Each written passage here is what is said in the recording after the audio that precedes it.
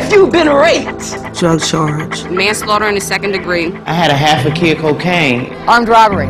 Death by auto. Do we blame the police? Do we blame the white man? Do we blame the judge? We gotta blame our damn self. Selling drugs. Vehicular homicide. Arson. Transported cocaine in my body. I don't care if you've been molested. I don't care if you've been beaten and abused. Shooting dope. Putting a knife to a man's neck and taking his money. Attempted murder. I'm here as a child of this environment. Dealing drugs. I killed my husband. Sales of narcotics.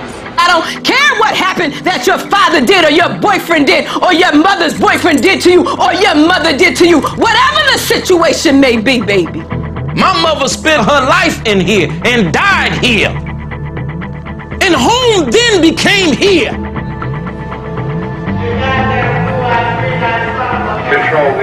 Founded in 1913, this facility was a direct result of the 19th century women's reformatory movement, which identified that women could not be redeemed in men's prisons. This facility was intended to promote appropriate moral character. Today, 80% of the women have children upon their admission. We in fact have women whose mothers were incarcerated here, and of recent note, one who was born here during her mother's term. From what my mother said about being born here in prison, a lot of the babies didn't make it. I was one of the fortunate ones, so I think I better look at it as in a good light that I was able to come out of this alive. You know, but being born in prison, it is kind of strange now that you think about it, and I really never thought about it, but being born here is different. If you want life, I will help you get life. But if you want death, then you can stay in the streets, because the streets ain't nothing but death. And I'm sick and tired of being sick and tired, because I'm sick and tired of this shit. That's what Life Skills try to tell you. So I'd like to hear from you, because in 8 weeks from now, there will be a different you sitting here. I fucked up my life big time. October of '99, I smoked like 8 cigarettes dipped in this dust. It's embalming fluid.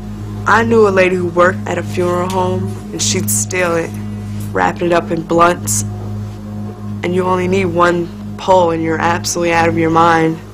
And all I remember is I got a knife and I'm just going crazy. My father was cut pretty badly, and you know, right then I was like, oh my God, I'm going to prison for attempted murder.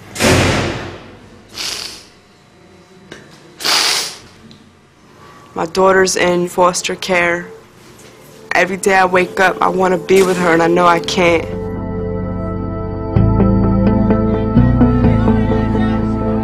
A lot of people have not recognized how many women do go to jail. The rate of the incarceration of the female offender has greatly increased, to the point where this population has more than doubled in the 10 years that I have been here. It's a county jail trend, it's a state facility trend, it's a federal trend. These women have made poor choices in their lives, and it's these poor choices that oftentimes have brought them here. I have a lot of rage and anger in me. I'm trying to do right. You know, I fight, I go to lock. Now, I told her twice to put this ID on, she refused to do it. I told her to put her shirt in twice. There are aggressive tendencies, and we certainly, during any searches, we're prepared to look for items that may be used as weapons. But you don't have to come in like gangbusters to be able to handle a tough situation. What's wrong? I've been working 7 days a week in the kitchen since November, and I'm physically, mentally tired. We keep them busy because an idle mind is a dangerous mind. Change my job. For some, this is the best they've ever had in their lives. They got a structured environment that they never had on the outside. For me, I've never worked a day in my life legally. So when I do this, I actually feel proud of myself. Without job skills, you're not going to make it out there, especially if you've been selling drugs half your life. They can go sell dope and make $1,000 in an hour. That puts food on the table and that pays the rent, and that's reality.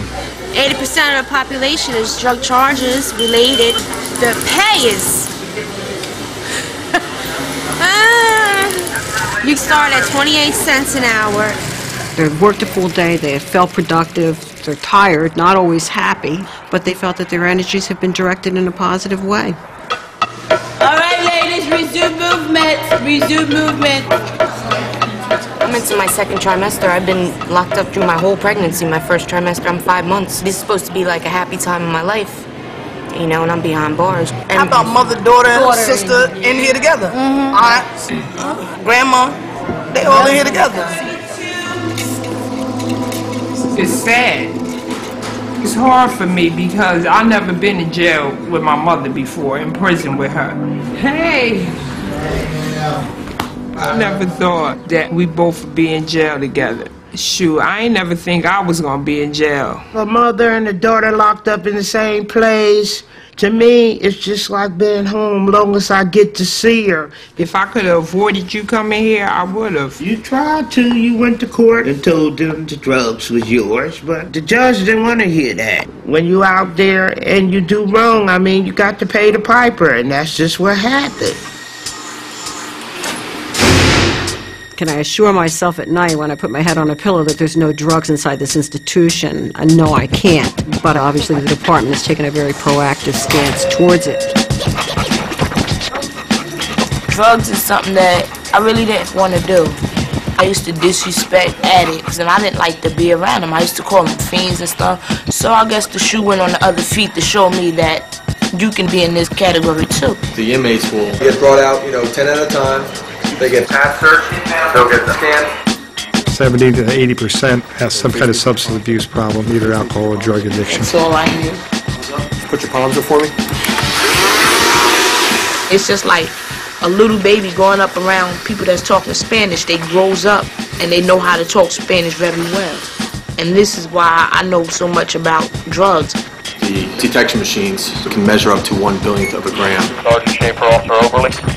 My grandfather sold drugs, my father sold drugs, my mother sold drugs, my brother sold drugs, everyone sold drugs.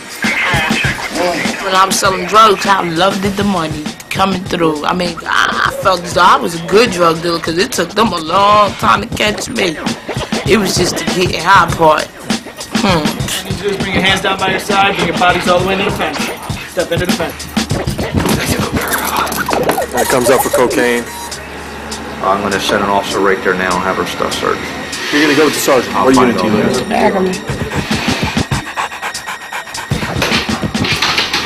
But I've been locked up and going to be locked up for a good amount of time, so now I don't have to worry about waking up needing no bag no more. My mother was strung out on heroin. So she left me homeless and my brothers and my sisters, so we had to live in abandoned cars, vacant buildings, because that dope was calling her and she wasn't hearing the cry of her babies. I spent many years coming to this place because my mother was first sentenced when I was 14. I always was concerned about when my mama was going to come home, because I longed for my mother as your baby's long for you. And that's to catch that bus, a little baby in the back of the bus going to see his mama, because ain't nobody care about me.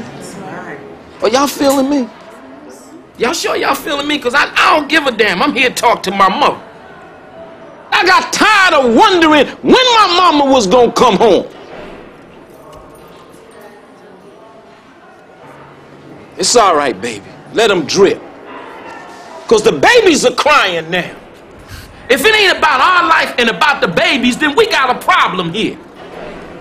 I'm telling you, women, we got a problem. Because if it ain't about that, it ain't got nothing to do with nothing else no more. It's now time to turn on the light. I have 7 boys and 2 girls. And my aunt has my children. She's helping me with them. They call her mommy and they also call me mommy. Due to my drug addiction, I lost my children. I just had a baby, January 17th, and I was here January 23rd, and I won't be able to see her open her eyes. I won't be able to be there when she take her first steps.